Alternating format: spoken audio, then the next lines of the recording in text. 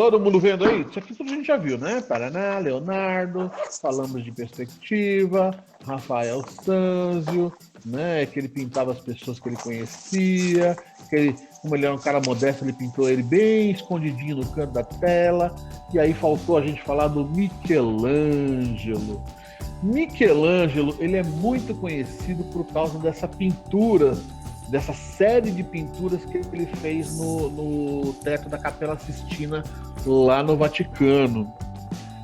São vários painéis contando passagens bíblicas, né? O Papa Júlio encomendou várias pinturas ao Rafael. O Rafael foi pintando as paredes, né? Mas o teto não tinha pinturas ainda. E dizem que ele ofereceu para o Rafael, mas o Rafael não estava muito afim de pintar o teto porque ia dar muito trabalho, né? Imagina, você ia ter que montar uma estrutura e ficar pintando deitado no teto, né? E Michelangelo, ele tinha uma característica assim, que ele não negava trabalho. Oferecesse pagando bem, ele aceitava, né?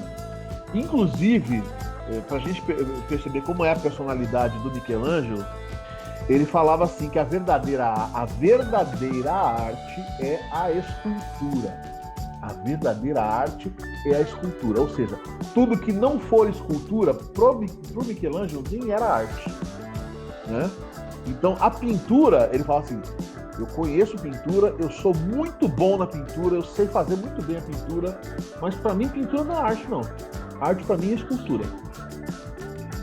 Você vê até onde ia a característica aí do sujeito, né?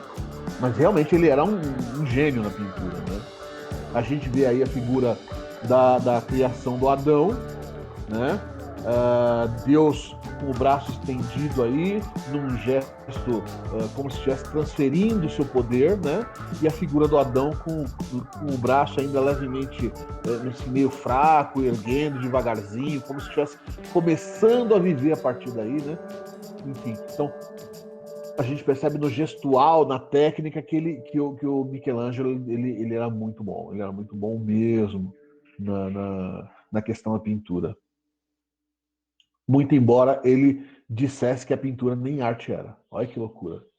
E a gente vê aí tanto Deus quanto Adão pintados aí numa figura humana toda forte, toda atlética, bem no estilão da anatomia grega, né? Então a gente percebe claramente a retomada desses ideais clássicos aí durante o Renascimento. Ele não fez só o teto da Capela Sistina, que a gente vê uma parte ali em cima. A gente vê a parede do fundo ali, que é um painel gigantesco, que também foi encomenda de um papa, o painel do Juízo Final, também pintado por Michelangelo, né? E a gente vê ali no centro do Juízo Final, né, a figura do Cristo. E você vê que é um Cristo diferente, né? Não é um Cristo barbado, você não tem aqueles cabelos longos que a gente vê, é até comprido, mas nem muito, né? E um Cristo fortão, né?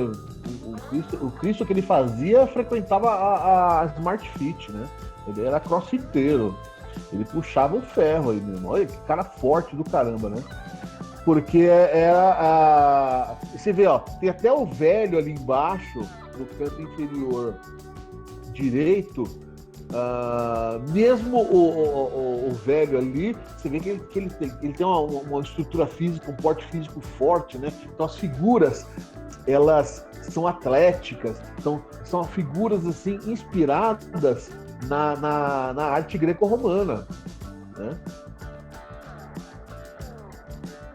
Aí mais cenas do painel do Juízo Final. A gente vê aí a barca conduzindo as almas para o inferno, conduzida para o Caronte, que é aquele ali que está esmurrando as pessoas com o remo do barco para tirar elas de dentro do barco na chegada do inferno, né? Enfim, é um painel cheio de simbologias aí. Mas como eu disse, Michelangelo, ele se considerava muito mais escultor do que pintor. E para quem fazia escultura em pedra, existia um material que era muito nobre, que já era utilizado desde a Roma antiga, que é o mármore, né? Aliás, mesmo na Grécia Antiga, o mármore. Mas existe um mármore de uma região específica da Itália, né? Um conjunto de montanhas, uma região conhecida como Carrara, que tem o mármore mais perfeito do mundo. A gente vê ali na imagem superior à direita já um trecho de pedras cortados ali. Você vê que o mármore é muito branco, né? Muito branco mesmo. E as pedras, elas não têm manchas internas, não são pedras, não tem veios nem rachaduras, né? Então é um mármore assim, de ótima qualidade, né? Então, Michelangelo, quando ia fazer as suas esculturas, ele era muito exigente, né? Assim como muitos escultores da época, né? Ele preferia fazer as suas esculturas no chamado mármore Carrara. Aliás, esse mármore ele deu origem a uma expressão popular, não sei se você já chegou a ouvir, eu ouvia muito isso quando era pequeno, né? Minha avó costumava falar demais disso. Quando uma pessoa era igualzinha à outra, tipo, um filho era muito parecido com o pai, as pessoas costumavam falar assim, ó, fulano é cuspido e escarrado o pai dele. Cuspido e escarrado. Olha que coisa horrível. Você está elogiando a pessoa de uma maneira escatológica, né? Cuspido e escarrado o pai dele. Mas, na verdade, o cuspido e escarrado tá errado, né? A origem dessa expressão não é cuspido e escarrado, é esculpido em Carrara, né? Então, é uma cópia tão perfeita que parece uma estátua feita do mais nobre mármore, né? Então, a pessoa é esculpida em Carrara, o pai dela, né? Essa é a origem da expressão. Pois bem, um mármore que vem dessa região aí, né? Michelangelo ele se tornou muito conhecido por várias esculturas. Eu acho que essa talvez seja a escultura mais famosa dele, o Davi. O Davi que, curiosamente, não foi esculpido em mármore Carrara. Diz que a pessoa que encomendou tinha adquirido um pedaço de mármore e alguém passou a perna nela, enganou, dizendo que era um mármore nobre, falando que era um mármore Carrara, mas na verdade não era um mármore Carrara, era um mármore meio vagabundo, né? O mármore tem manchas, e se a gente prestar atenção em alguns detalhezinhos do Davi, a gente vai ver essas manchas. Tá vendo o dedo ali, ó? O mármore Carrara, ele é branco, branco, branco, branco, branco mesmo, né? E quando ele é bem entalhado, bem polido, ele chega até a ter um aspecto meio brilhante, né? E a gente fica com essa impressão que o Davi é meio fosco, né? Ele não tem esse brilho. Apesar de ser... Olha a perfeição, né? A unha tem cutícula, gente. A gente consegue ver volume de veia embaixo da pele, né? Então, em termos de técnica e perfeição, é um absurdo, né? Olha esse olhar, olha essa expressão facial, né? O cabelo parece cabelo mesmo, os olhos, tudo é muito perfeito. Só que você vê que o mármore, ele não é um mármore puro, é um mármore meio manchadão, meio esquisitão, né?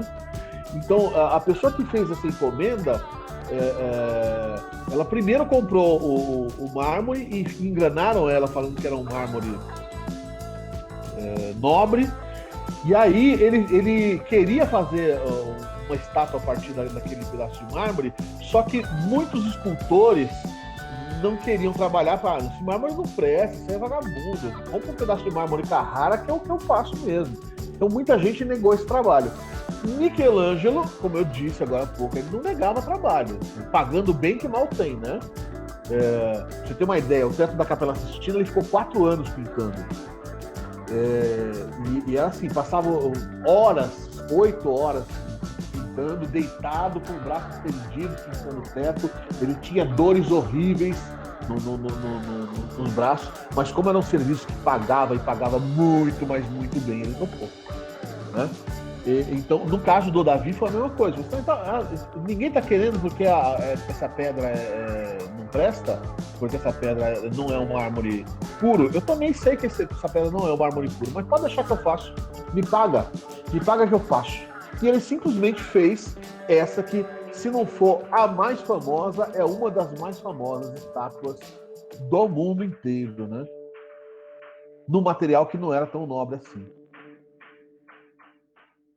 Esse é Michelangelo. Outra das suas obras muito famosas, essa sim em mármore Carrara, e aí já dá pra gente perceber bem a diferença. Você vê que a estátua tem brilho, né? O mármore não tem aquelas pequenas manchas, aqueles pequenos veios, né?